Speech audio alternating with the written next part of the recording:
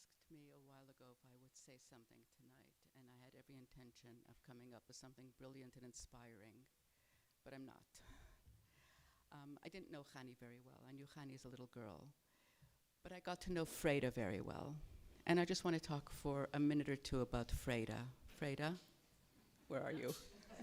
Where are you? Most of the people in the room know Freda from the time she came here as a young teenager. And Freda landed in our community, expecting for life to be happy and wonderful, and some of it was, but life certainly didn't turn out as easy as it seemed to promise when Freda first arrived on Montgomery Street. I don't think Montgomery Street was her first destination. That was afterwards, Freda, right? Freda, as my sister said just before, said Freda is the community. And somebody said something about Freda worked for this family or that family. I said, it's not who Freda worked for, it's who didn't she work for. Certainly Freda knew everybody in the community, and somebody recently said to me, if Freda ever wanted to get very rich, she'd write a tell-all book, the Freda Diaries or something. And a lot of us would be hiding, I think. But the thing is, from all those years that Freda got to know people intimately, their family life, their home life, their children, and the way she took care of those children, nobody ever heard anything.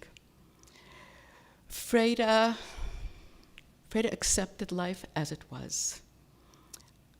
Her I want to say never heard her complain, but I can't. All right. I'm trying to be both. Wait, Nacham, I lost it. I'm trying to be truthful, not too much disclosure, but at the same time telling it like it is who you are, Freda. But what Freda always had, the guiding principle I always saw is no matter the challenges she was meeting with people in a very, when I say intimate, I mean a very close way, and I'm not talking about perverse kind of intimate, but being really part of people's families. And not always was it wonderful for her, and yet the guiding principle always was, she didn't talk about people. She didn't complain about a person. Tonight's Hayom Yom, well, this is for tomorrow, tonight, the Rebbe writes, from my grandfather's aphorisms, what good is chassidus and piety if the main quality is lacking, ahavas Yisrael, love of another, even to the extent of causing, God forbid, anguish to another? And I think this was something that over all the years, whenever Freda was disappointed by somebody, there was always this idea, well, who knows what's going on with them? Or probably things are rough for them. And there was always the sense of never, ever judging anybody. And Freda, we shared a lot of personal stuff, and I always admired that in you so much. Freda, I wish you just a happy future, easier than your past has been. And just knowing that you have not a community here, but you have a family here, every single one of us, your sister.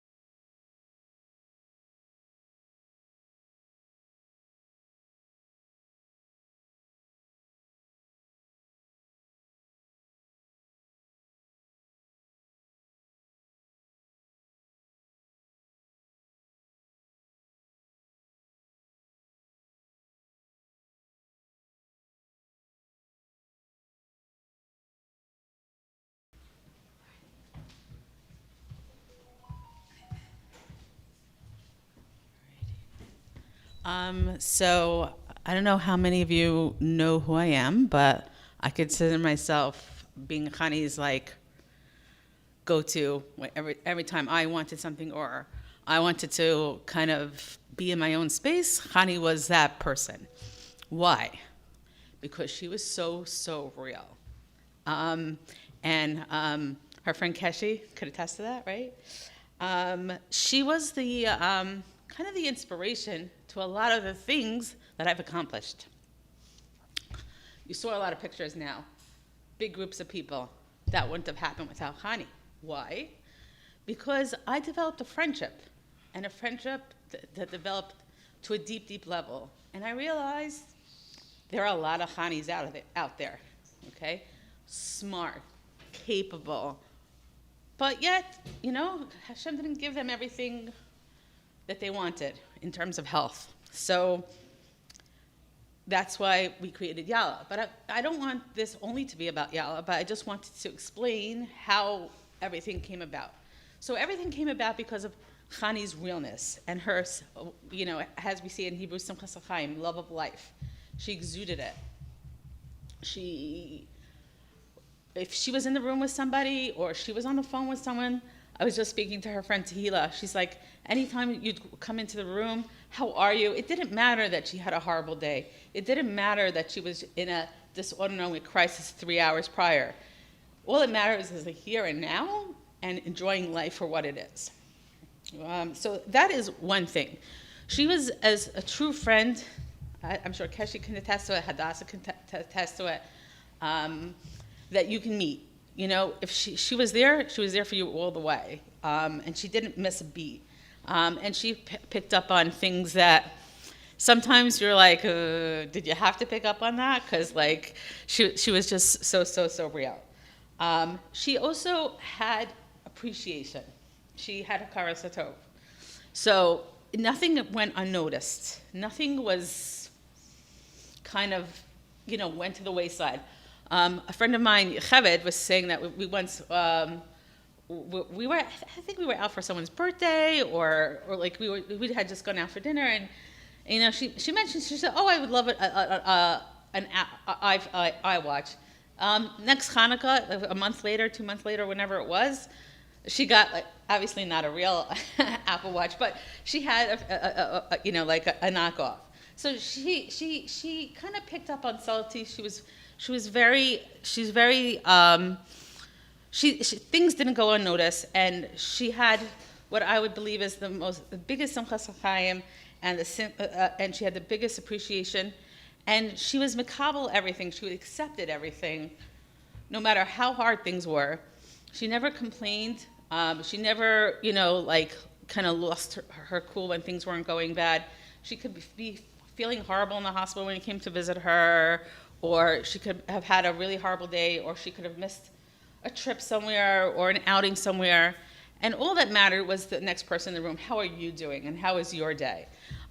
So, that really taught me a lot. And that being said, when I realized that I'm doing all these fun things with Hani, if you notice, there's a lot of pictures here of just me and Hani. Some of that kind of started with me just realizing that she was like that type of friend where it was, you wanted to go away for like 2-3 days and just enjoy yourself. And, and it wasn't like it was easy for her. Let's say, like we went on our first trip together, I think it was Florida. And it wasn't easy for her. And I realized, she needs off. And for me, as a medical professional, it was easy. Okay, so you arrange for the oxygen, And, the more we talked about it, the more we realized that, there are more Hanis out there. There are more people out there. And some of them are not obvious. Like Hani, as you notice, Hani doesn't look obviously disabled. Hani didn't look obviously sick. And sometimes people judged her, and we always made a joke that, people used to think she's drunk because she was, her balance wasn't good because of her FD. And people would, judge her for that. So she needed that sidekick friend. So that's where I had the benefit of befriending her because I was able to do all those fun things. So anyway, we did a bunch of trips together, went to Florida together. She actually came on a family trip with my family, with my mom and my brother and my sister, and we went to Eretz Yisrael once Sukkot. And she was full of life. We got off the plane on Yom Kippur morning, and Yom Kippur night, we davened Yala at the Kosel together. And then, more and more things, our relationship deepened. Our age gap, as you know, as you get older, that age gap kind of gets smaller and smaller. So those couple of years in between us became nothing. And, we were talking, and it's like, I really love, she was like, I really want to go to Israel again. Really want to go to Israel again. And in 2011, it was a long time ago, I figured out, I had this dream of taking more Hanis, including Hani, to Israel.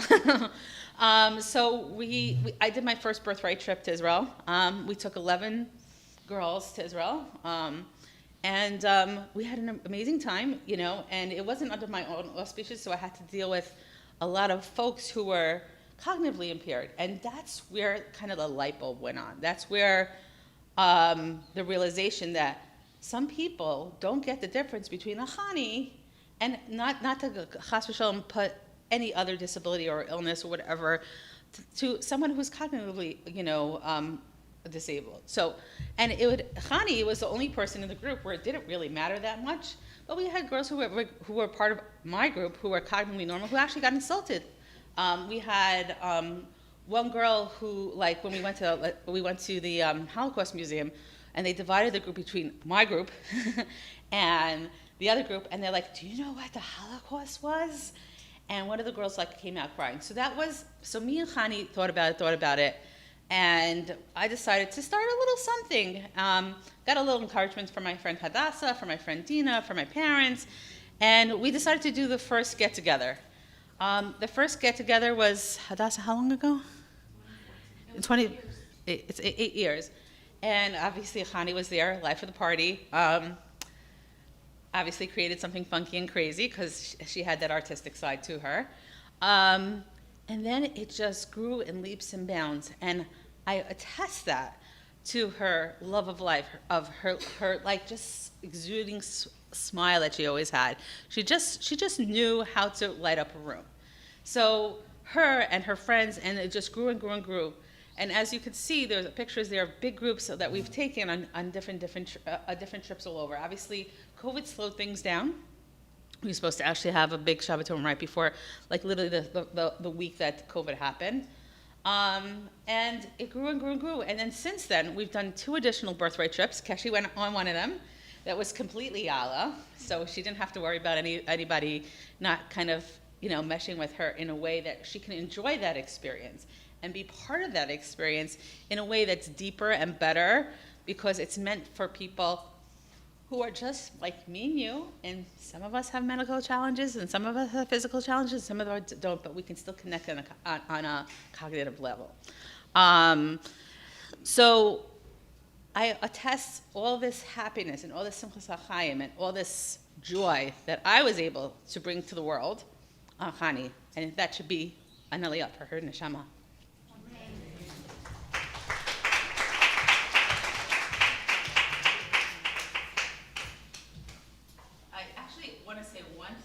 Before I go, I'm going to read what Yala, one of her good friends, that she literally spoke to every Friday, and if she missed it, it was probably a huge, huge problem. So I'm just going to read what she wrote. I'm sorry if I'm looking at my phone, but that's where I have it. My world feels lost without you. There's a part of it missing. Our friendship was a staple in my life for so many years now. You were more than just a close friend. You were my sister. We took care of each other anytime I called, no matter where you were, aka the hospital or at home, whether it was a good week or a hard one. You always answered with, "Hey, how are you?" Yeah, that was Hani. In the sweetest, most positive voice. One had to smile hearing that voice. I miss those days. You would ask me about Baruch, which is her husband, and my kids when you were going through so much, but you would always think about others and you truly cared for them. You had so much love to give. We could talk about anything, everything, and anything over hours and hours of the night, whether it was her TV shows, friends, family, or whatever new products or hobbies it would be. There was never a judgment in our conversation. You always saw the best in others. You loved deeply without boundaries. You were also connected to Hashem, and it was truly inspiring. Through all the pain you ever had, you never lost emunah. I remember telling me that it's hard for you, that your eyes weren't working as well. You can't read the Tehillim. I quickly searched for a large print one and sent it to you. That is what you cared about. You would tell me stories of the Rebbe, and every Yom Tov you would try to daven, even if you couldn't make it to shul.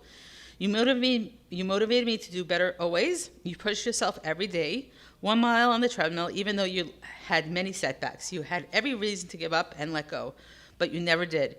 Each time after a hospital visit, you would start to square one. You believed in yourself, and we believed in you. You were a dreamer. You always dreamed big, and I dreamt big for you.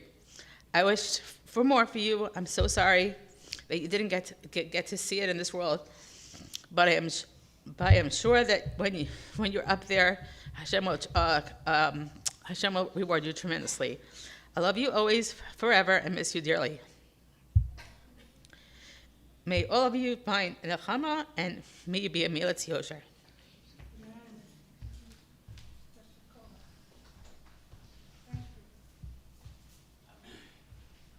After that, I have to speak. I wasn't going to, but I'm going to. All of you from Yala know Hani for the past. You were in my house in Malbone Street, and Hani was born at a time where we didn't have paras, we didn't have services. We had to fight with the Board of Ed, the medical. Even her disease was very, very new, and people used to call me up from the doctor's office. Will I be able to take my baby in the carriage and down the street, down 13th Avenue? Will people look at my baby funny? Ever since she was born, I treated her like nothing was wrong, okay? I fought with the Board of Ed. I fought with Beis Rivka. She went to Balcony. We're in Rabashkin's house, okay? All right? I'm living in this community over 40 years. I was living here, and I took care of so many other people's children. My kids said to me, Ma, why do you take care of those kids better than us? Because they were loaned to me. My daughter, Hani, was loaned to me from Hashem. And as long as she was alive, I fought for her every single day of her life. Her doctor at NYU, Dr. Felicia Axelrod, now she's retired. She is 70 years old. She's a ballroom dancer. She competes in competitions. Never give up. And she said to me, Mrs. Perlstein, you always were in the hospital. Some of my parents, and there's over 500 children with FD, with familial dysautonomia. It's an autonomic nervous system disease. When she was born, they didn't have the services, they didn't have the medical thing, and we fought every single step of the way.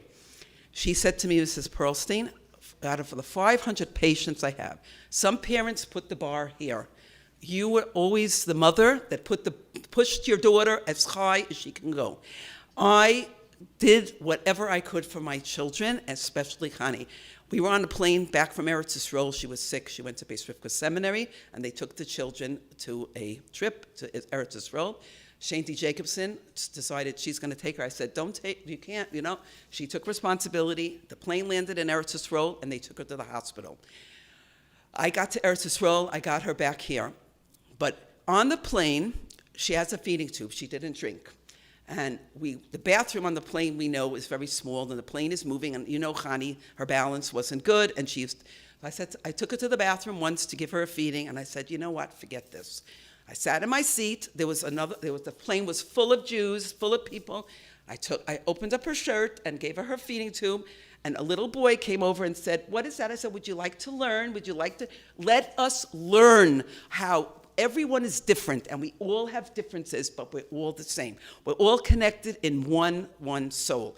That's what Hani believed. She was, everybody who came to Shiva, she was always smiley. She was always happy.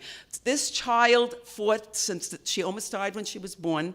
They had to hold me on the table because I heard them in the back, the baby not breathing. And no mother should ever have to go through it.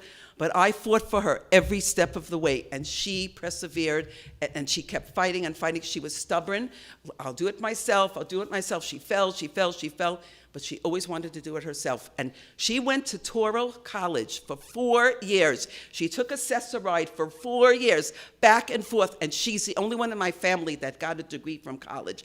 And nothing is impossible. Nothing in this world is impossible as long as you have love and caring and emes. What Branya said is true, but I'm an emes person, and I cannot take anything that's not emes. That's my weakness, and I have to know that there's all kinds of people in the world. My daughter was a testament to a child that was born with difficulties and persevered, and she did beyond what a child in her situation could do. I went to the cemetery, and went to the Yala, and I'm coming out of the Yala, and an Israeli lady stops me, and she started speaking to me in Hebrew. I said, I don't speak. This was a week after Shiva. And I said, I don't speak Hebrew. Can you tell me in English? So she said, whatever you ask the Rebbe for, whatever blessings, whatever you ask for, they should rain down from Shemayim sweet like honey. And I started crying, and I said, my daughter just passed away. And she said, where's your daughter buried? So I said, and I showed her. She said, I have 2 boys, not my boys. I have 2 boys. They are in a coma, and my daughter died. She had 2 heart attacks, and she was in a coma at the end of her life. And she said to me, let me know where your daughter is. I want to go over there and daven and pray for those 2 boys that are in a coma. My daughter was talking to me, and she said, Ma, I'm working harder than ever before. Nobody ever dies. I'm with you, and I'm with everybody else, with Fagi and everyone. There's a reason why I made that, because without you, Fagi, she never would have went back to Israel and had a beautiful time. I remember riding a camel and sitting in a hammock. She was laying there like she was in heaven, like she was in Hana. She loved it. And without you, Fagi Schwartz, she would have never, ever had that opportunity. And that is the biggest blessing. I owe you everything, everything. That's why everybody should give. Tell your neighbors, tell your friends. This is so important for every single person to have. You want to have a full life. Everybody wants to have a full life. I came to Crown Heights. I was 18 years old. I had no money. I had no family. I had nothing. And I built myself up in the community. Everybody can do it. That's what you did with Yala, Fagi. You gave my daughter. I'll never be able to repay you what you did for my child, ever. And thank you so much. And thank you, everybody. And thank you, everyone who your daughter is a malach. It's a malach. She was in my house in Malbon Street when I lived here. Hani called, she ran. Hani called, she ran. You know, my daughter loved her. Loved her. Loved her. She gave her a life. Thank you so much. Thank you. Thank you.